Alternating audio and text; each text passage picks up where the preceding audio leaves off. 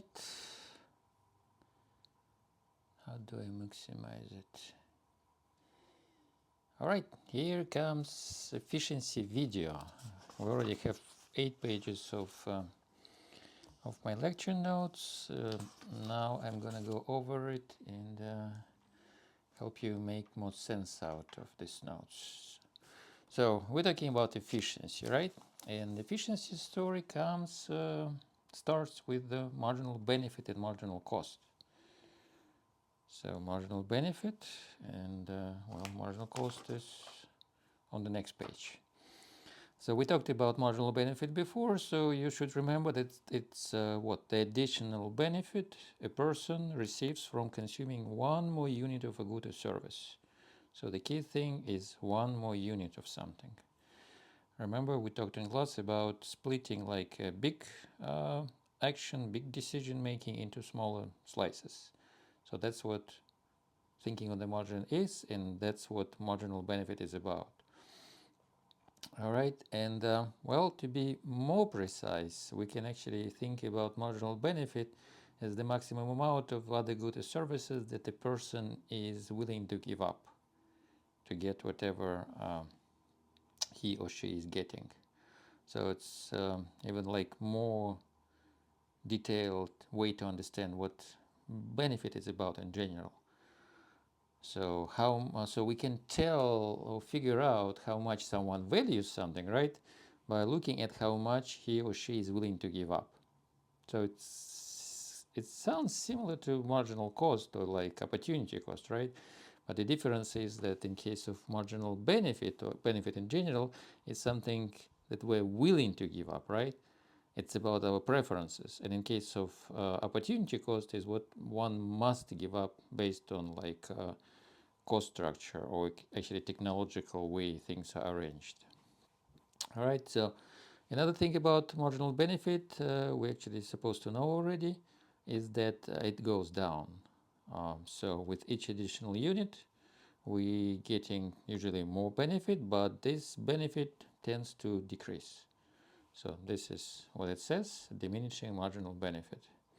And on the graph, we actually can see it as a downward sloping curve, which pretty much indicates that yes, like first unit gives you the largest benefit, second still quite a bit, but less than the first one, and so on and so forth. So that's how marginal benefit usually works, and that's the fact of life. We usually get excited about the very first piece of something, the very first day on vacation, the very, I guess, first slice of pizza when you're hungry. And even though additional units still give us additional satisfaction, this satisfaction is getting smaller and smaller with each additional unit. All right, so and from marginal benefit we can go to total benefit. How do we do that? Well, you just add up whatever marginal benefits you acquired from a bunch of units. So where is the formula? Oh, here is an example. So, oh, actually, yeah, this is the formula in general. So total benefit from consuming n units is just the sum of marginal benefits from first, second, and so on until unit number n. All right, and here's a numerical example when you just add, marginal benefits from 3 units and you get total. All right, so total benefit is like accumulated benefit that you get from bunch of different pieces, and these pieces give you marginal benefit and you add them up to get total benefit. Again, total benefit now from the whole bunch of those units, in this case 3.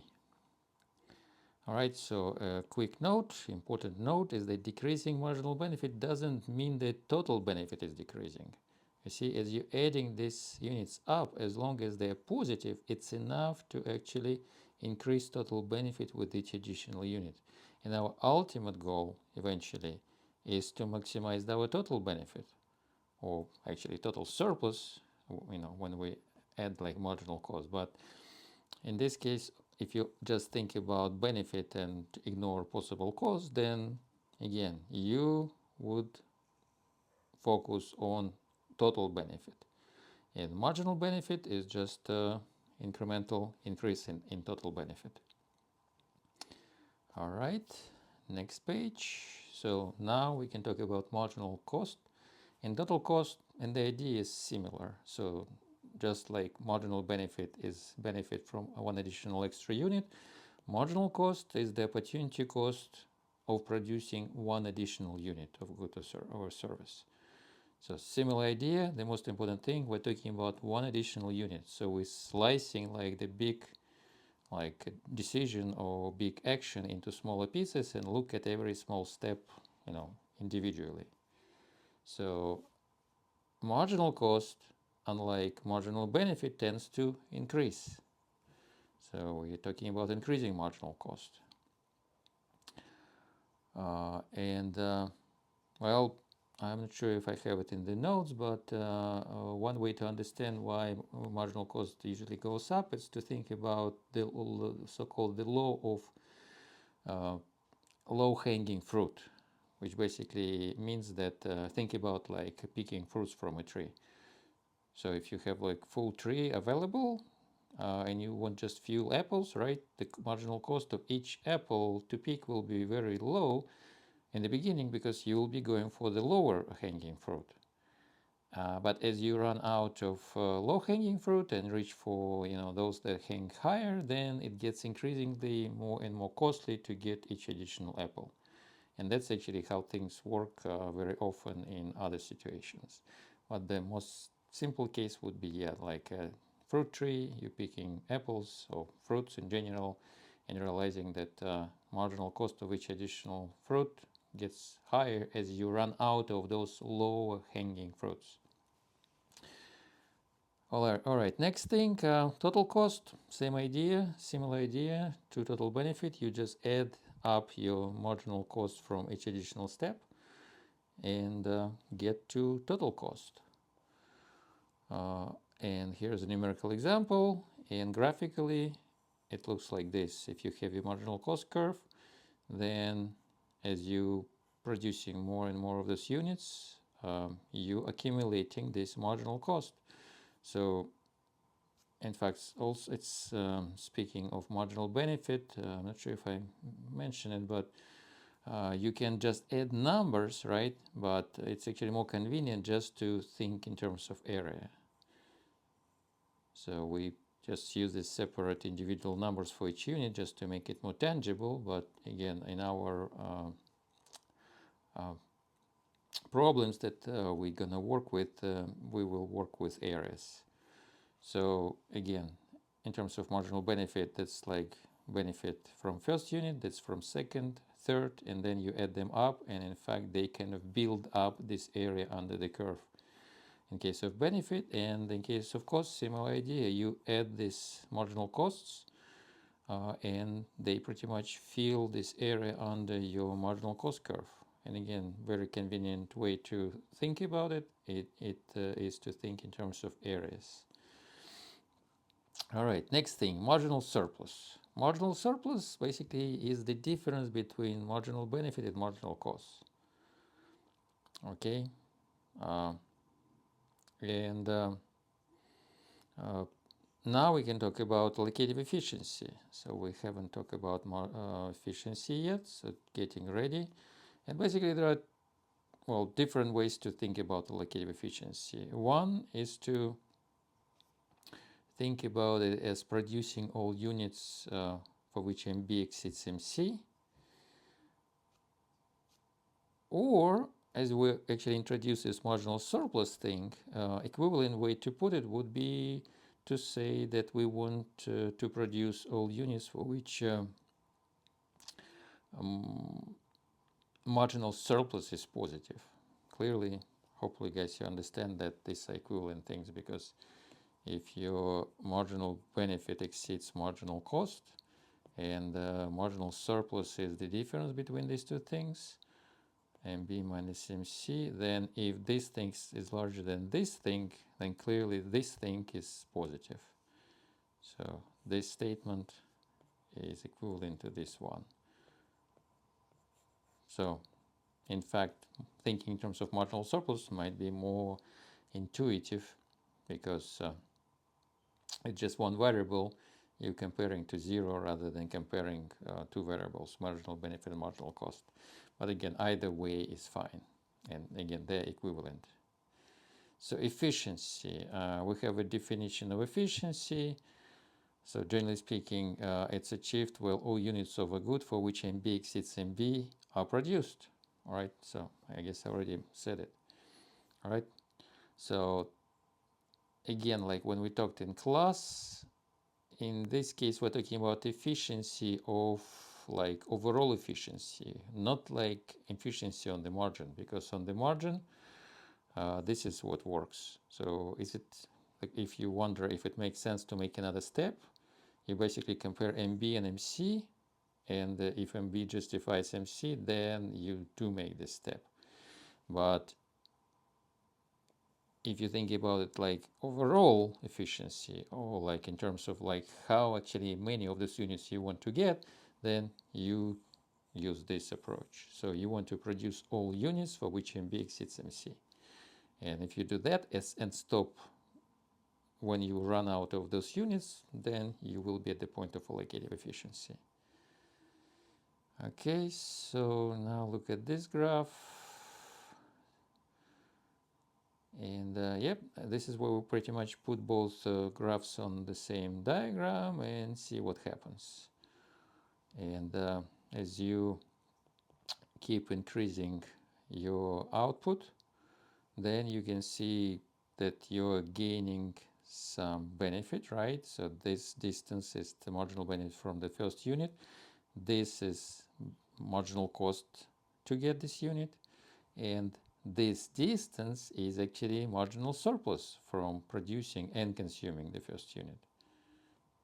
Okay, and then as you keep going, your marginal cost is increasing, your marginal benefit is decreasing, but as long as MB, which is this, exceeds MC, well, it makes sense to keep going and actually accumulating this marginal surplus that we discussed. And if your goal is to maximize your total surplus, which we assume is our goal, then you want to keep going until you run out of those units for which MB exceeds MC, or those units for which marginal surplus is positive. So when you get to this point and stop, you will do the right thing. Because again, you will produce all units for which MB exceeds MC. You will accumulate all these surpluses that you could get, and that would be it. Producing less means losing some of these surpluses. Like if you stop here, then this area will be lost in terms of possible surplus that you could have gotten. And if you go too far, you will lose well, surplus in terms of actually generating negative surplus, right? Because if you go beyond this point, your marginal surplus becomes negative because MC now gets above MB, and you don't want to do that. Let's see, in fact there should be a separate graph for that. Okay, I have actually this one. But yeah, in essence, this is what it is. And yeah, here I talk more about marginal total surplus. Oh, wait a second. This is maximizing total surplus. Again, if you want to get your surplus as large as possible, then you want to produce exactly this amount, because that's the largest area you can get in terms of surplus. All right, next graph actually looks similar. I mean, on this graph we're doing what we're separating total benefit, right? Because remember we talked about total benefit. That is pretty much the sum of marginal benefits, and total cost, which is the sum of marginal costs. So it's just another way to understand how things work in this case. Here I didn't really I didn't talk about, total benefit and total cost. I jumped right to marginal surpluses and then added them up and got total benefit. But here actually looking at it as first figuring out how much total benefit we get, right? Again, similar idea. As you keep going, remember, you're getting these marginal benefits. So this area will be a total benefit, but it doesn't come free, right? So as you producing these units up to this point, you're also generating some cost. So, and that's the area that represents the cost. So if you take this area and take it out of this area, you have this area left. So again, this is our total benefit. So basically you can arrive to total benefit by adding these things, which are marginal surpluses. Or you can first like build your total benefit using marginal benefits, and then build total cost using your marginal cost, and then subtract one from another. These are equivalent ways to do it. Okay, so what else are we doing here? Here's an example. What does it do? It helps us to get total surplus at 8 units. And how do we do that? Surplus. So yeah, here we're actually focusing on this rectangle, and we just need the area, and assuming that the highest point is here and it's $9.5 and this is $1, then you subtract one number from another, get basically this distance, and then multiply it by 8 and then divide it by 2, because this is how you get the area of a triangle, which represents our total surplus on this diagram. And here is like more detailed way to put it. Well, actually, this is the formula itself, and this is like the formula of area of a rectangle in general. All right. So efficiency of markets. All right. Next step is to connect the story of a market with the story of efficiency.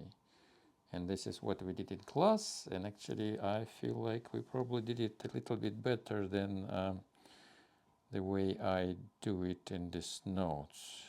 Well, simply put, to connect this story, which I hope now makes sense, to the story of a market, you just need to notice that on the diagram where you have your supply and demand, supply, in fact, can be connected to marginal cost, and demand can be connected to marginal benefit. And if this is the case, then you can totally apply this logic, right, one we just discussed, to this story. So marginal benefit is what consumers are getting, right, from buying each additional, well, from getting, whether they pay or not, right, from getting additional unit. So again, this distance tells us how large a marginal benefit is from the first unit, and then from the second, and so on and so forth. And the supply curve tells us how much it costs for producers to make stuff. All right. The thing is that neither producers nor consumers see like each other a benefit or cost, because what they do, they interact through exchange, right? And this exchange is based on price. So we have to remember that at the market, and specifically the market equilibrium, there is price. So exchange is taking place at market price. So the story gets a little bit more interesting than here, because here we assume it's just one person, and this person deals with cost and with benefit. Here we have two groups of people, right? Consumers who enjoy benefit and producers who deal with cost. But they both interact. Well, clearly consumers get into this market to enjoy marginal benefit. Why would producers get into this market if we only see their cost? Well, because they're getting paid, right? So that's very important thing to understand about the meaning of price in this situation. For producers, price, in fact, is their benefit. This is what it says. Price equals, or actually gives us, oh, sorry, that is actually for consumers. So price is marginal benefit for producers, right? Because if you're a producer, you're being paid, and the price that we have at the market is what you get per unit, and that's what you're getting paid. So this price is actually your benefit, and then the rest applies in the same way we looked at things here. If you're a producer, if every unit you produce gives you like additional benefit in price, and then it also costs you. So producers keep adding stuff to the market as long as price exceeds marginal cost, and as they actually keep doing it, they also generating some surplus, and this surplus is called what? Producer surplus. So this area, this triangle, is equivalent in a way to this area, even though in this case it's called producer surplus. Okay, and it's just a triangle, so you can figure its size by multiplying this side by this side, which is basically your Q. And you need to be careful, because if this line doesn't go to 0, don't forget to subtract this number from this number to actually get this distance. Other than that, just multiply this by this, divide by 2. That will be your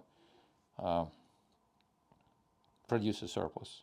And for sellers, for buyers, similar idea. They also dealing with price, but price for consumers is actually their cost, right? Because they're paying. So the price is what they pay. And well, it still makes sense for them to pay for something if benefit justifies the cost, just like in this story, right? So consumers will be buying stuff as long as the benefit justifies the cost. And as they keep buying this stuff up to this quantity, they also generate surplus, which we call consumer surplus, which is technically speaking is the area below the demand curve and above the price that consumers are paying. And then same technique, you multiply this side of your triangle by this side of your triangle, which is again just quantity, and divide it by 2, and you get your consumer surplus. All right, so let's see, do we really need anything from these notes? Well, these notes go into like details of the story. So here I like talk about calculating not marginal, but it's supposed to be consumer surplus, when we just isolate consumers and only deal with demand and given price. So again, it's just like similar to what we did well here, except that now we don't really have supply because we don't need it, and we focus on this triangle when price is P1, and on this triangle when price is P2, and we just need to realize, looking at this graph and doing these numbers, that yeah, the higher the price, the smaller is consumer surplus, and the lower the price, the larger it is, because again, the lower the price, the larger the area under under the demand curve gets. All right, so yeah, a lot of details in the notes. I just want to go over it really quick so it makes sense to you, and you can look into these details on your own. So all the formulas are here. Again, all you need to do is to calculate an area, and like maximum MB is this point, right? Given price is, let's say, here. So for this formula, you need this distance, this side of your triangle, and then Q at P1 tells you what this distance is, right? Because it's the same as this distance, so this number, and then again you multiply one by another and divide by 2 again, and you will get the area of this triangle, which will be consumer surplus. If price is lower, you do something similar, only now your rectangle is larger, so you're multiplying these two sides, divide them by 2. As simple as that. All right, so and this is again detailed story of what we already discussed. Here you have isolated supply curve, and we look what happens when price goes up or down. So clearly, the lower the price, the worse off producers are. So if price is here, you see producers only getting that much in total surplus because they're not getting paid much, so they won't produce as much and they won't get as much total surplus. But if price increases, it's a good news for producers, so they will grab this area as producer surplus. And again, we can calculate it using the formula for a triangle, which is somewhere here. So similar logic, P minus minimum MC times Q at this price divided by 2. So if we look again here, where is it? This is your, let's say, at P2 price, P2 at this price, that much will be brought to the market, right? Because this is how supply curve works. It tells us how much being brought to the market at any given price. So this is quantity. And again, surplus is the area above your supply curve up to the price, which again, remember, it's marginal benefit for producers. And then your goal is just to get the area, which you do by subtracting minimum marginal cost, which is basically where your supply curve hits your vertical axis, and the price itself. So you need this times this, which is again effectively just this number, right? Because you go from 0 to this quantity, so you get this way. This distance is equivalent to this distance, and this is how this formula works. And now the notes actually get to what we already discussed. It takes us to supply as a marginal cost, demand as marginal benefit, and then you can see your consumer surplus as an area above the price and below the demand curve, and you can see your producer surplus as an area above your supply curve and below your price. And if you put them together, you'll get this whole big rectangle as total surplus. What else? And then we have those deadweight losses, which we already mentioned briefly. So here again, notes get into more detail. So if, let's say, instead of going all the way here, which would be the point of allocative efficiency, you stop, let's say, here, then you are missing this surplus, right? Because if you were here, you would have gotten what? This area is your total surplus. But because you stop short here, it means you're still getting this surplus. But this surplus is gone. So this is why we call it deadweight loss, because you're failing to grab something you could have gotten if you did the right thing. So again, it boils down to calculating an area, which is a triangle, of course. Okay, so in this case, you multiply the base of your triangle by its height, and again divide it by 2. And well, I hope you can figure out how to get this distance, which is marginal benefit at this quantity, and this is marginal cost in this quantity. But basically what you do, if you want to get your deadweight loss, you draw a vertical line, and then that gives you, like, it cut off this area, and then you just measure this distance as a difference between these two numbers that you get by drawing like horizontal lines to your vertical axis. If you're overproducing, then it's again a triangle, only now on the right side from your point of allocative efficiency. So the meaning of this area is that the negative surplus you would have gotten if you went all the way here, right? Because beyond this point, your marginal cost exceeds marginal benefit. And again, your goal is just to calculate this area, which is this distance, which also could be measured as this distance, and times this distance.